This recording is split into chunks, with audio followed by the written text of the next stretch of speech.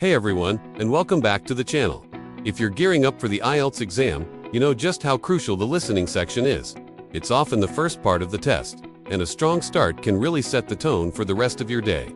But let's be honest, it can be tricky, right? You've got different accents, fast speakers, and questions that demand your full attention. Well, today, we're going to break down exactly how you can conquer the IELTS listening test. We'll cover everything from foundational skills to advanced strategies that will help you catch every detail and boost your score. So grab a notebook, and let's get started on the path to your target band score. First things first, let's talk about the most fundamental skill, active listening. What does that even mean? It's not just about hearing the words, it's about understanding the meaning, the context, and the speaker's intention. When you're practicing, don't just let the audio wash over you. Really engage with it. Try to predict what the speaker might say next based on the conversation so far. Ask yourself questions like, what is the main point here? Or what is the relationship between these speakers? This mental engagement keeps your brain switched on and ready to process information quickly, which is exactly what you need during the exam. It's the difference between being a passive passenger and an active driver in the conversation. Now, let's get into the nitty-gritty of preparation. Your best friend in this journey is the official IELTS material. Cambridge IELTS practice books are the gold standard. Why? Because they are created by the same people who make the actual test. Using these materials means you're practicing with the real deal.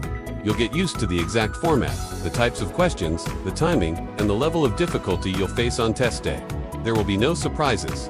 When you work through these tests, simulate the exam conditions, sit in a quiet room, play the audio once without pausing, and answer the questions as you go. This builds the stamina and focus you need for the 30-minute listening section. One of the biggest challenges for many test takers is the variety of accents. You might hear speakers from the UK, Australia, New Zealand, North America, and more. If you're only used to one type of English, this can be a real shock.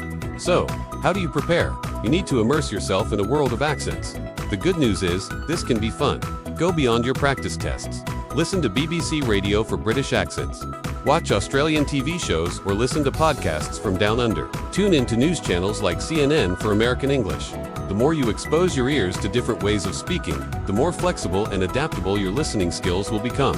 Your brain will start to recognize different pronunciation patterns, making it much easier to understand what's being said, no matter who is speaking. Let's talk about a powerful in-test strategy, focusing on keywords. Before each section of the listening test begins, you get a short amount of time to look at the questions. Use this time wisely.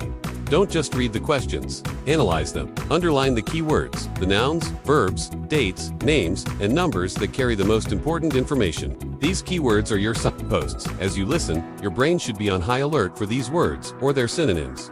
When you hear a keyword, you know the answer is coming up. This technique helps you stay focused and prevents you from getting lost in the audio. It's like having a map that guides you directly to the information you need, filtering out all the distracting noise around it. Now, a crucial part of improvement is consistency. You can't just cram for the listening test a week before your exam. It's a skill that builds over time, like strengthening a muscle. You need to make listening practice a regular, non-negotiable part of your daily routine. Even 15 to 20 minutes a day can make a huge difference. You can do a section from a practice test, listen to a short podcast, or watch a TED Talk. The key is to do it consistently. Regular practice builds familiarity, not just with accents, but also with the speed of natural conversation and the common vocabulary used in academic and everyday contexts. This daily habit will build your confidence and make the listening process feel much more natural and less like a stressful test. So, you've done a practice test. What's next? Don't just check your answers and move on. The real learning happens when you analyze your mistakes. This is where the audio script, or transcript, becomes an invaluable tool. After you've marked your test, go back and listen to the audio again, this time while reading the script. For every question you got wrong, find the exact part in the script where the answer was given. Ask yourself, why did I miss it? Was it an unfamiliar word? Did the speaker say it too fast? Was it a synonym I didn't recognize? This process of detailed feedback is how you turn mistakes into learning opportunities. It helps you identify your specific weaknesses so you can work on them effectively. Let's expand on the idea of immersion. While practice tests are essential, you should also integrate English into your daily life in a way that you enjoy. The more you listen, the better you get. So why not make it fun? If you love movies, watch them in English, maybe with English subtitles at first, and then without. If you're into cooking, follow a recipe from an English-speaking YouTuber. If you're passionate about science or history, find podcasts on those topics. When you listen to things you're genuinely interested in, it doesn't feel like studying. you're absorbing the language, the rhythm, the vocabulary, and the sentence structures naturally. This passive learning complements your active studying and accelerates your progress significantly. Let's circle back to that crucial pre-listening time. When you're underlining keywords in the questions, also try to predict the type of answer you're listening for. For example, if a question says the cost of the ticket is $_, you know you're listening for a number. If it says the meeting will be held on _, you're listening for a day or a date.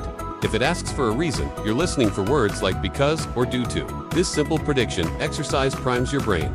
It narrows down the possibilities and helps you tune into the specific piece of information required. It's a small step that can make a massive difference in your accuracy, especially in the gap-fill sections of the test. Remember that IELTS is an integrated skills test. Your listening ability doesn't exist in a vacuum. It's connected to your vocabulary, grammar, and even spelling. As you practice listening, you'll naturally encounter new words. Don't just let them pass by. When you're reviewing the script, note down any new vocabulary or useful phrases. Add them to a vocabulary notebook or a flashcard app and review them regularly. A wider vocabulary will not only help you understand more of what you hear, but will also be beneficial for the reading, writing, and speaking sections. Also, pay close attention to spelling, especially for gap-fill questions. A correctly heard answer with incorrect spelling will be marked wrong. So, when you practice, always double-check your spelling. Finally, let's talk about mindset. On test day, stay calm and focused. If you miss an answer, let it go. Don't panic and dwell on it, because you might miss the next few answers as well. The questions come thick and fast, so your full attention needs to be on the present moment. Just make your best guess for the question you missed and immediately refocus on the next one. Remember all the hard work you've put in. You've practiced with different accents. You know how to use keywords, and you've built your listening stamina. Trust in your preparation and your abilities. A confident and calm mind is your most powerful asset in the exam room. You've got this. So there you have it, a comprehensive guide to seeing the IELTS listening section. From active listening and using official materials to immersing yourself in diverse audio and mastering keyword strategies, these techniques will equip you for success. Remember, consistency is everything. Thank you so much for watching today. I hope you found these tips helpful on your IELTS journey. If you did, please give this video a thumbs up and don't forget to subscribe to the channel for more tips and strategies to help you achieve your dream score. Let me know in the comments which tip you're going to start using today. Keep practicing, stay positive, and I'll see you in the next video.